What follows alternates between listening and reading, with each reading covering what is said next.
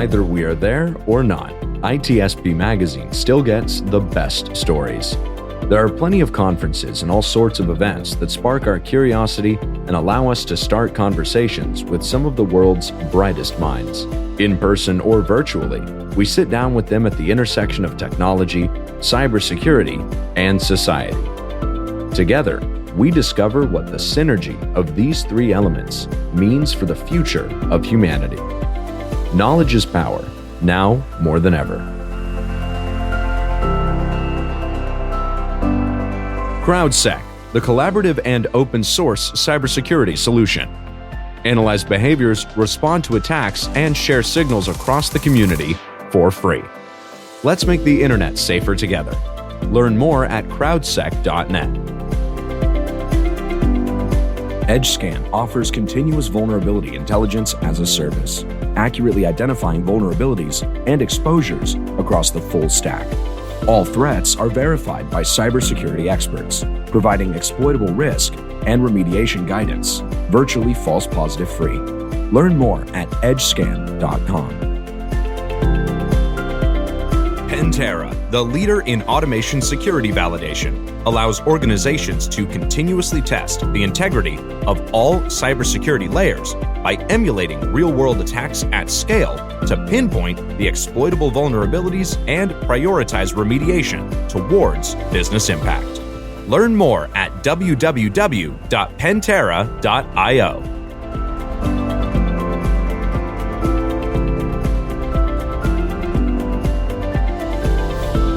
Marco. Sean. Click your heels 3 times. So I go back home? What if I'm going to go somewhere away from home? How does that work? We'll have to see. Innovation happens all the time. I think 3 clicks might do something different than it did a few years ago. Could be. Or maybe home is hacker summer camp. That's where you feel now when you click 3 times in the modern days, your shoes get ransomware. That's right. There's that too. Where do you want to go? 5 Bitcoin, please. Do the shoes come with a 2FA nowadays or not? You have to do 3 clicks and then maybe you have to, they call you and then you add another piece of code in there. I don't know. It's getting weird already, Sean. Wonder why.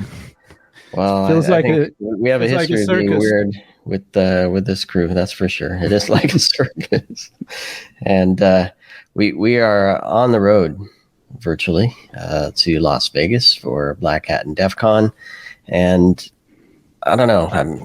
Some of my favorite conversations happen in the villages or with the village teams.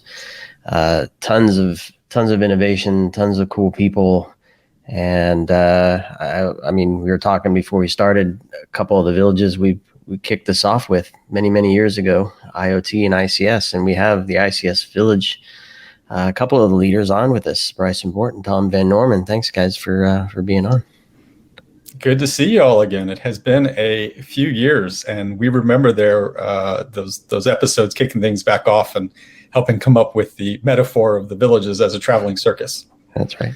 Those episodes were called Unusual Gatherings, by the way. At the time, yes. That's right.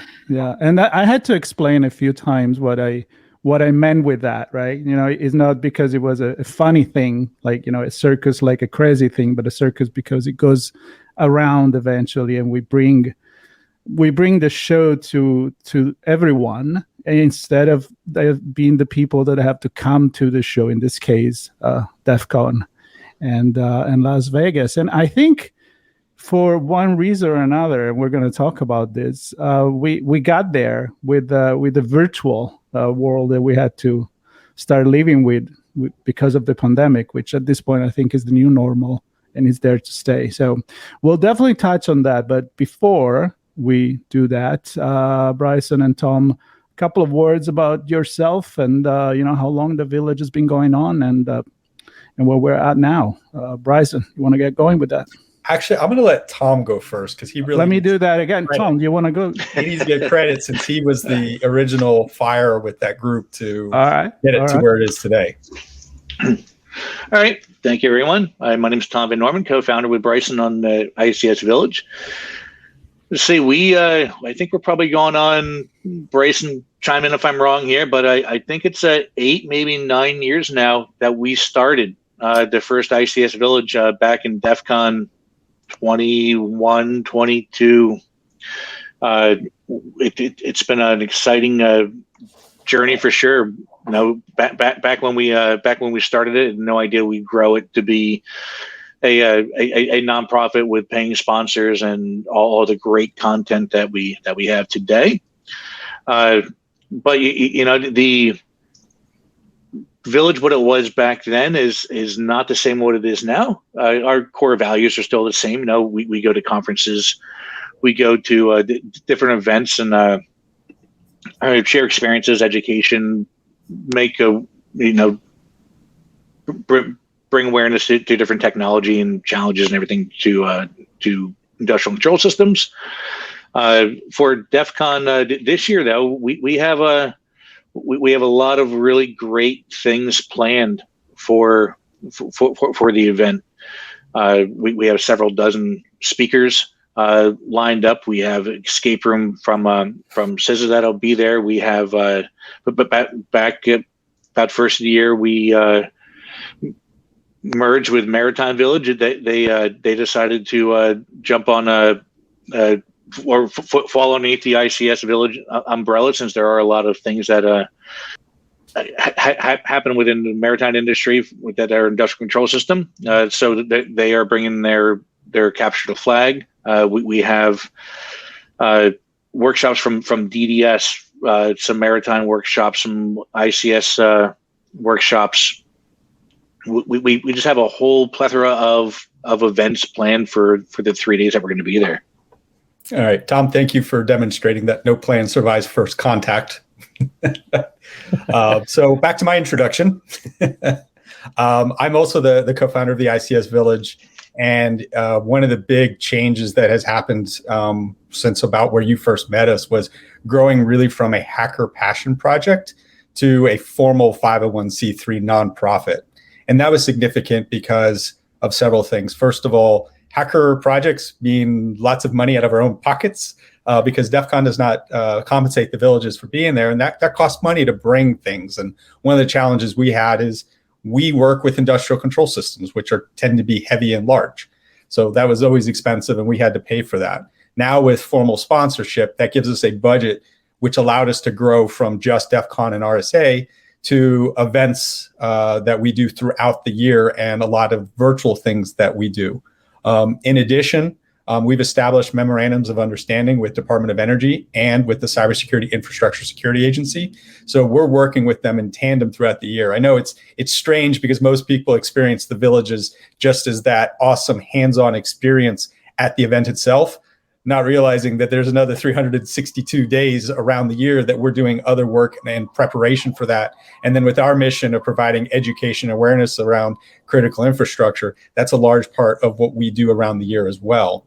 Including we created our own conference annually called Hack the Capitol, which happens every May in Washington, D.C., where we bring practitioners, the hacker community, to Washington, D.C. so that they can speak directly to the folks in power so that they're a little more aware, a little more educated before they write a law, and hopefully build some relationships so that they know who to reach out and talk to. The pandemic was difficult for us as a village, I think, just as it was for everyone. And this is an area where Tom led some really cool research because, again, our stuff does not work as easily as just like throw a VM on it and have multiple concurrent people dial into it. And so Tom had to do some unique research and development to allow our village to go completely virtual, which we still maintain the legacy of that by doing a lot of events hybrid. So even though there's an in-person component, there's still a virtual component for speakers and attendees. Tom, if you want to talk about the virtual stuff. Absolutely. So when the pandemic first hit and everything went virtual, we contacted some of the vendors that we're already doing business with, and we got together and created a live, or I'm sorry, not live, but a virtual interactive display of our hardware that we would bring to different conferences. So you go on our website, You can view it now. You can hear Bryson talk. Back then, he had a little bigger beard though, and he would explain everything. But it's pretty cool because we can go and interact with what we would normally bring to conferences. We also hosted and streamed all of our talks on our website. So whether the conference used Discord or one of the other various streaming platforms or chat platforms, we would go and record all those talks. We put them up on our YouTube channel. We would post them there. But the really neat thing is we were able to go and virtualize our range environment. We were able to be online during these virtual events to answer questions, whether it be chat, either text or voice. It was a struggle, but we were able to work through it and bring value to different conferences. Yeah, super cool. And I can imagine the number of folks that you get connected with through that means where they can't actually always make it to a conference, especially one like DEF CON or Black Hat. And I want to roll the tape back a little bit, Bryson, because some of our listeners may not be aware of why the village or any village exists, right? Yours or others. And I'm just wondering, can you share what the vision, mission, objectives, goals are for the village? Because I personally think that the work that you've done have probably driven things forward in the government space, the public sector, more so than maybe a breach or a compromise has. Right? Might be 50-50. Yeah.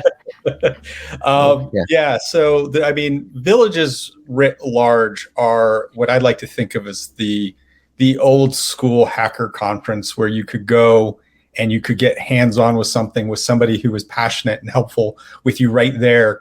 And instead of going and hearing a presentation, you actually get to do it. And in our case, you get to see the water change color when you tell the PLC to actuate and stay open, and it changes that. So, that's been a part of our exhibit for a number of years, and is the exact same thing that happened in the attack in 2021 at the Florida water plant, where they added they instructed the HMI to add lie, in that it's the exact same setup that we've been demonstrating. So our stuff has actual real world impact. The villages, again, in general, are discipline focused. So us, industrial control systems are those computers that change the physical world. So when you think about where does your electricity, where does your water come from, all those components of critical infrastructure is what we're there and demonstrating. And we continue to add more components as different parts of the community join us in doing that, whether it's the companies that sponsor us, whether it's individuals that participate. And like Tom mentioned, the inclusion of the Maritime Village. The reason I disagree that we've had a bigger impact is I look at Colonial Pipeline as an example where in 2020, Chris Krebs, who was then the director of the Cybersecurity Infrastructure Security Agency, and I gave a talk at RSA together, and we predicted the national security threat that was coming of ransomware. So ransomware had sort of been a thing for a few years, and it kind of got a little attention, but we knew that there was going to be more, and it was really going to be a much more significant problem. Colonial Pipeline was that example, because we often forget how much we are in our own echo chamber of jargon, and ransomware was very much that jargon. Colonial Pipeline, because of its impact on the average American citizen, made it a kitchen word. It's something that they now knew, and that kind of thing is what changes the awareness in those components. So a single incident like that fundamentally shifted the entire narrative and attention of this entire country. And as much as I'd like to think that us in 9 years of doing this throughout multiple places had as much of an impact, I think that was the game changer.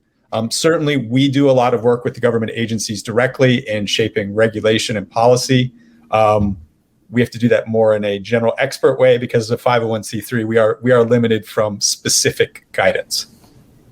Yeah, I'm going to keep putting the pat on your back though, because I have a class of students, MBA students, and they all knew about the Colonial Pipeline. So the awareness, yes, the event drives awareness, but the understanding and how to analyze it and the impact it can have beyond that one incident and beyond that particular infrastructure.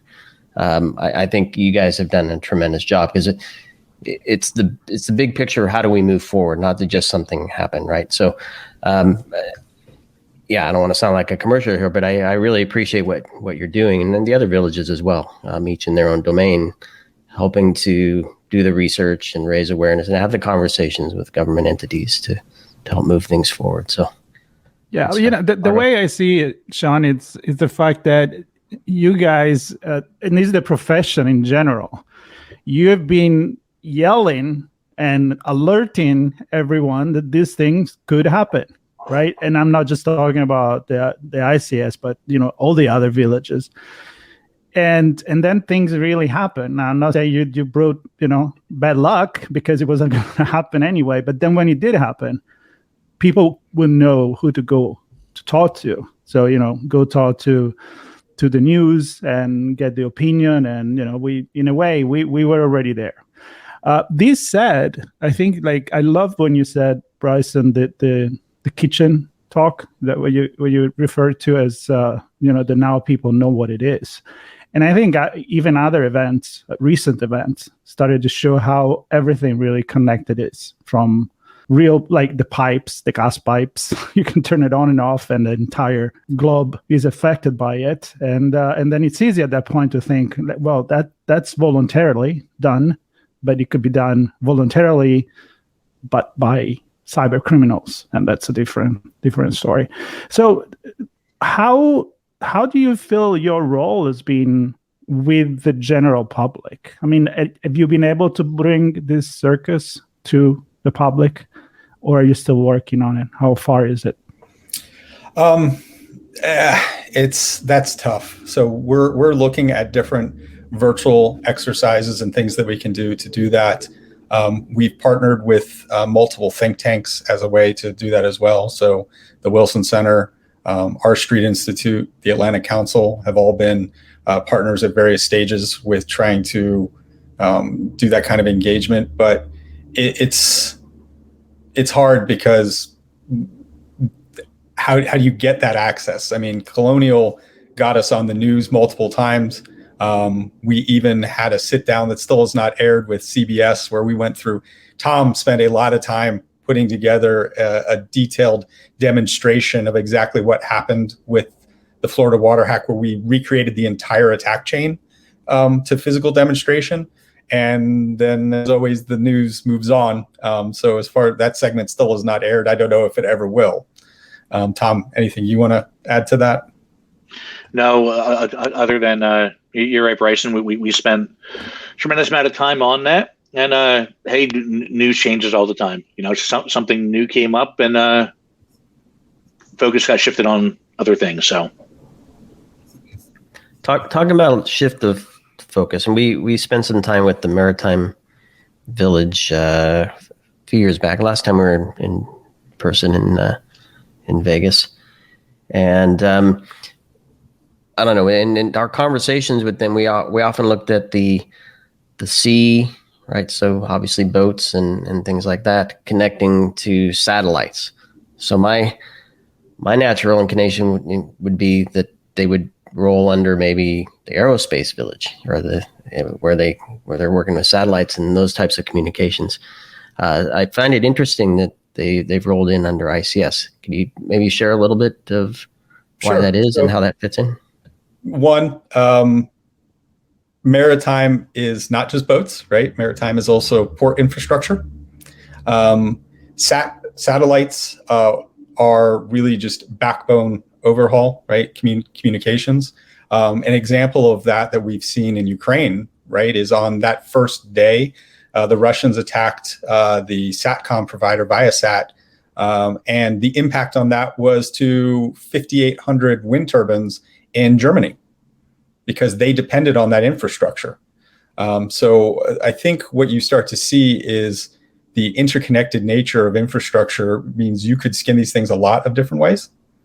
With the transformation of the plant floor now, you take your sensing elements, your transmitters, your all your components out there on your plant floor. They're communicating up to the cloud. They're communicating maybe not through satellite, but they are going across some sort of internet backhaul capability up to the cloud for processing and stuff like that. So you have similar things with maritime, with ships communicating, in this case, satellite or radio, up to a cloud provider to do something and back down to shipboard or to land and things like that. So there's a lot of similarities there, but when you go down to the actual control of the vessels or control of the cranes and moving cargo and stuff like that, there's a lot of the similar hardware that you'll find from major manufacturers. From your turbines or motors that turn your propulsion systems all the way to how the cranes operate. You're going to find sensing elements. You're going to find switches and communications and Ethernet networks and serial networks and all of that stuff. So there are a lot of technologies that overlap between the two. Yeah, it makes sense. Definitely does make sense. And I want to stick with you, Tom. You mentioned a couple things, and I'm gonna have you describe a little more the escape room. What is the escape room you're doing this year? So the escape room is a room that the folks from INL or Idaho National Labs are bringing to DEF CON. First time that they're doing it. We're super excited. They have their own dedicated room. You sign up. You show up in person. I don't know how many people they're going to have go through it once, but it takes about 45 minutes to an hour to go through. And you have to go in there and you have to solve challenges. They would not share the challenges with us ahead of time. They keep that under close hold for good reasons there. But it's a game that you're going to play in person. I had the opportunity to go out to Idaho National Labs back in January and run through one of the escape rooms that they have. The one I ran through was a space theme where you had to start the HVAC system up on the space station before everybody perished. They're not bringing that one; they're bringing a different one, but it's pretty cool. You have to work as a team. You have no idea who your team members are unless all your buddies go and sign up at the same time and get the same slot. But you're working most of the time with strangers to go through and solve the challenges, solve the puzzles in order to complete the objective of the room. And this is the world debut of the full escape room. We did a small version at our Hack the Capitol this past May, and won't share who, but we are going to be doing a special closed VIP session with somebody important. Nice. Okay, I'm not gonna make guess. I'm gonna guess. I do have an idea. Sit here until we guess. All right. I'm gonna go back to you. Oh, go ahead, Marco. Oh no, I just want to stick with this because I feel like the gaming element has always been a very important learning tool, and sometimes I think overlooked by the traditional educational system where everything is much more strict. But it's been proven that when you participate and you interact with a group of people and you're actually having fun and resolving real life, even if it's virtual thing, it helps you to understand much more. And I feel like I'm just like throwing it there. Maybe you're already thinking about that for the future, but like I'm assuming maybe in a virtual environment, even people that are not there at the Village in Las Vegas could eventually do a portion of the game or anything like that. I mean, I'm just thinking about the future and how to get involved more people. So the capture of the flag, that's part of what I was trying to highlight with what Tom had done. That was turned completely virtual. And he created this really neat middleware to time slice access to these physical devices, which are not built to handle concurrent connections. So that's a part that we continue to bring forward. We've also been doing exploration with augmented reality. If you go to our website, icsvillage.com, there's actually an augmented reality overlay with our main wall, and me virtually like explaining things as you click on it. And that's something we're trying to go further with, because that enhances that. And real credit on a lot of those ideas to Nina over at the Biohacking Village, who's been a true pioneer on that kind of technology. Tom? One more comment about the escape room there. The thing that sets that apart with a lot of different, a lot of other activities are, you have to talk to everybody. You just can't go in and do it by yourself. It's for socialization. You must talk to the other people on your team. If you do not communicate, you just won't be successful at it. When we go to the virtual environment, it's real easy for nobody to talk to anybody. But when we're into these escape rooms and these other in-person events, you must communicate to your partners, to your teammates, or you will not be successful. The escape room, you go in there and look at it, and you find a bunch of objects. They put stuff on the walls and tables and stuff like that, and they tell a really good story. But you say, hey, there's a cash box, for example, with a little block on it. Just simple devices, but you have to be able to find a combination. In order to find a combination, you have to talk to the people to the left and right of you. You have to be able to communicate in order to be successful at that. And that's what I find most exciting about the escape rooms is, hey, we're getting back in the same room. We're talking. We're solving a common problem here.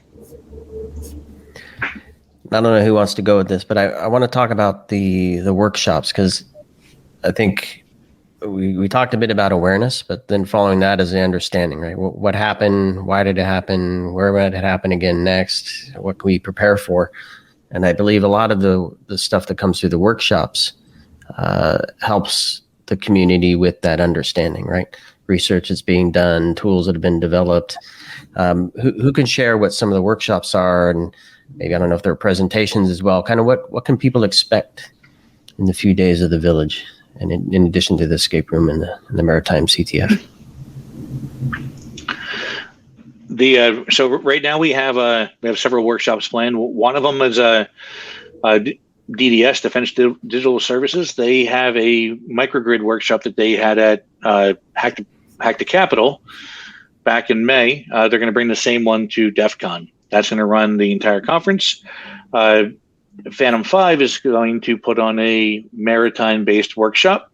That you have to look at our schedule. It runs a couple of times during the event, and we're still in the final phases of trying to get an ICS workshop scheduled in there. The workshop by DDS and Phantom 5, they are time-consuming. They do take up a lot of the schedule, but definitely stop by and take a look to both the Maritime and the Microgrid workshop. Very, very cool. It sounds exciting, and I would like to kind of finish this conversation preparing the audience, letting them know that we will connect with you guys live streaming during the event. So kind of cool for us to actually show everyone that maybe they've never seen what's like to be in a village, DEF CON. And so we're definitely looking forward to that one. And I would love that'll be live streamed on YouTube and social media, but we'll link to the live YouTube stream so folks can catch us for that. Yep. So we'll definitely see in person this tremendous event that it's really, really important, these and all the other villages. And I'd love to leave you guys a couple of minutes, both of you, to make a call to action for the people that will be at DEF CON, and why should they come to the village, say hi, of course, but also to see all the things we've been talking about now. So a couple minutes each, and then you can close for us, so we can just leave right now. Reasons to come to the ICS Village, you see Bryson, myself, and the countless sponsors that we have there. We are one of the original villages there. We've been going for, we'll say, 8 years now. We put a lot of time and effort, sweat into this. We feel as though we have a great schedule between the escape room, the capture the flag, the several dozen talks that we have, the different workshops.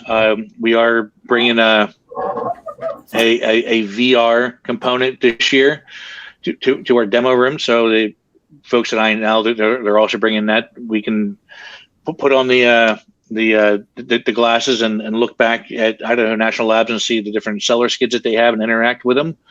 So we have a very large space. We have over 6,000 square feet of space in Caesar's Forum this year. So by all means, stop by, talk to Bryce and myself, or any of the event or any of the sponsors.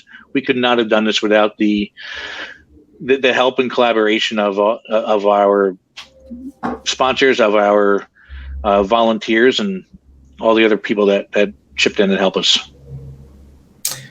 Because it matters to you. Data, if it gets lost. Who is you? I mean, there's a whole range of people. The audience. You asked us to speak to the audience of why they should, and because is it policymakers, hackers? Who do you want there? All of you. You as everyone listening, right? And why? Because this is what modern society rests on. If we lose water, electricity, or finance, we go to the Stone Ages overnight, immediately. The impact of critical infrastructure is not one of, again, like, what is the real damage of data that's constantly being debated? It's this many millions for a breach or this or that. Ours is measured in loss of life, in real damage to people. This is, again, the physical world. It is not the abstract world of computers.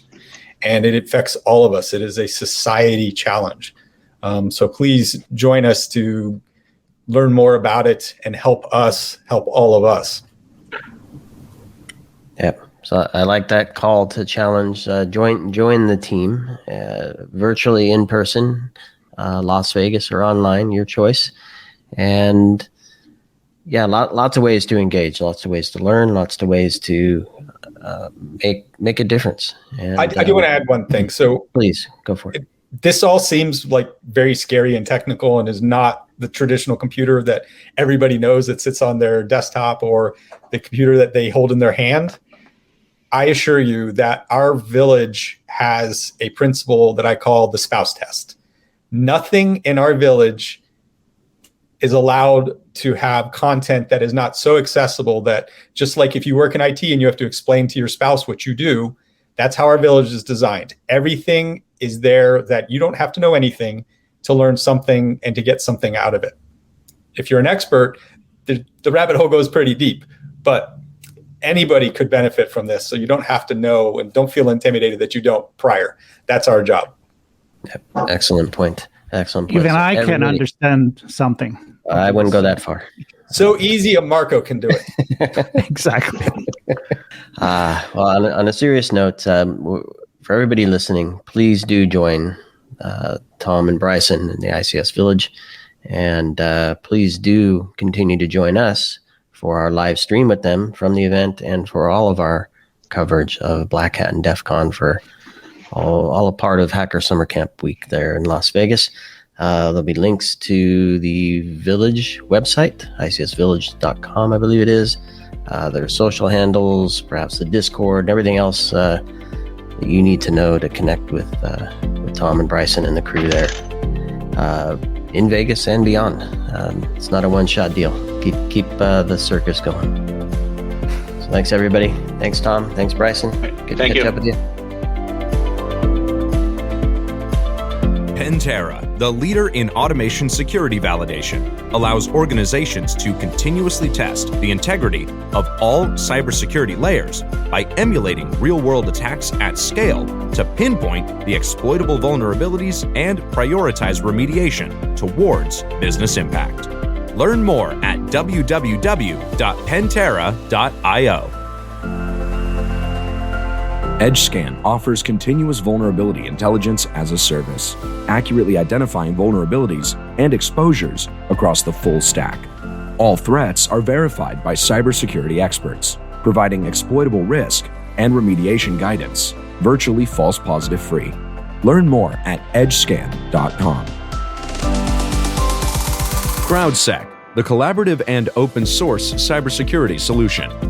Analyze behaviors, respond to attacks, and share signals across the community for free. Let's make the internet safer together. Learn more at crowdsec.net. We hope you enjoyed this episode of our on-location conversation. If you learned something new and this podcast made you think, then share itspmagazine.com with your friends, family, and colleagues. If you represent a company and wish to associate your brand with our conversations, sponsor one or more of our podcast channels. We hope you will come back for more stories and follow us on our journey.